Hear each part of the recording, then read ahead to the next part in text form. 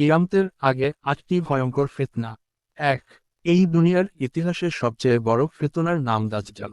সে আসবে এমন এক সময়ে যখন মানুষ ইসলামের পথে দুর্বল হয়ে পড়বে, যখন নামাজ ফেলে রাখবে, যখন হারামকে হালাল ভাববে, যখন আলেমরা কমে যাবে, তখনই সে আসবে। সে নিজেকে বলবে রব, বলবে আমি তোমাদের প্রভু। তার এক চোখ অন্ধ থাকবে, কিন্তু মানুষ তাকেই মেনে নেবে, কারণ সে দেখাবে অলৌকিক ক্ষমতা। সে মরুভূমিকে সবুজ করে দেবে, শুকনা জমিকে রিজিকে ভরিয়ে দেবে। তার সাথে থাকবে জান্নাত আর জাহান্নামের মতো কিছু, কিন্তু আসলে তার জান্নাত হবে জাহান্নাম, আর জাহান্নাম হবে আসল জান্নাত।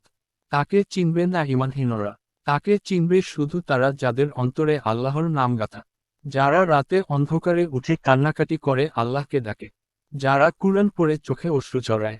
এই ফিতনা থেকে বাঁচার একমাত্র উপায় সূরা কাহফ পড়া এবং ঈমানকে শক্ত রাখা। ২। ইমাম মাহদীর আগমন হবে, কিন্তু মানুষ তাকে অস্বীকার করবে, বলবে সে মিথ্যাবাদী, বলবে সে একজন ভণ্ড।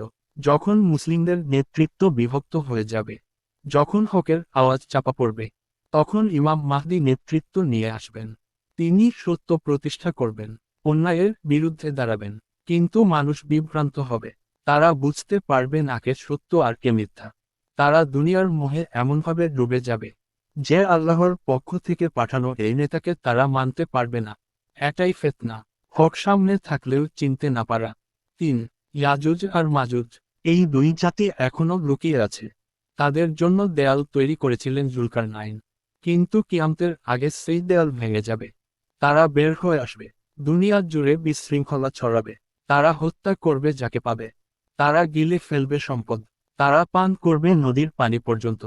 তারা এমন এক আতঙ্ক ছড়াবে যাতে মানুষ পালিয়ে বেড়াবে, কিন্তু কোথাও নিরাপদ আশ্রয় পাবে না। এদের থেকে রক্ষা পাওয়ার কোনো রাস্তা থাকবে না, শুধু আল্লাহ নিজ হাতে তাদের ধ্বংস করবেন। আর এই ঘটনা হবে এক মহাফিতনা। ৪। সূর্য উঠবে পশ্চিম দিক থেকে।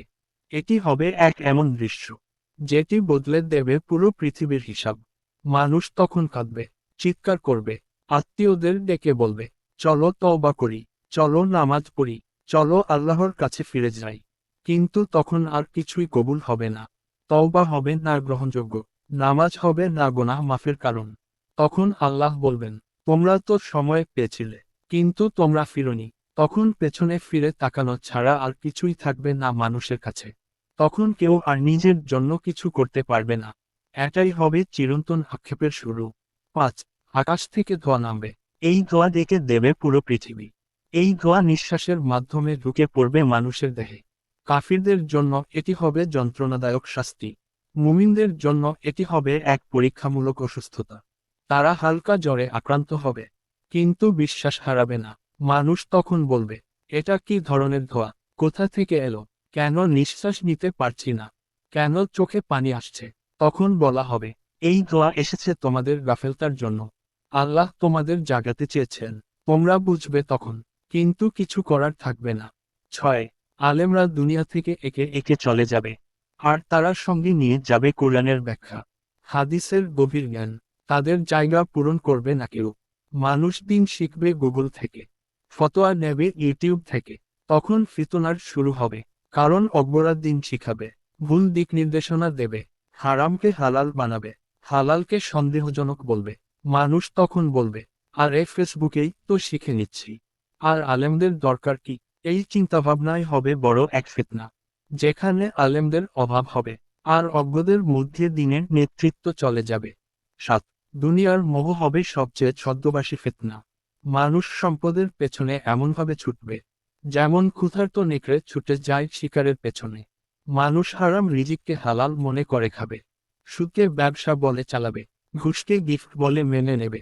মানুষ বলবে, জাকাতের দরকার নেই, সদকার তো সময় নাই, বিনোদনের জন্য পাপ করলেও সমস্যা নেই, কারণ আল্লাহ তো গফুরুর রাহিম। এইভাবে মানুষ দুনিয়ার জন্য আখিরাত বিক্রি করে দেবে। যেখানে ছিল তার চিরস্থায়ী জীবন, সেখানে সে নিজেই নিয়ে যাবে ধ্বংস।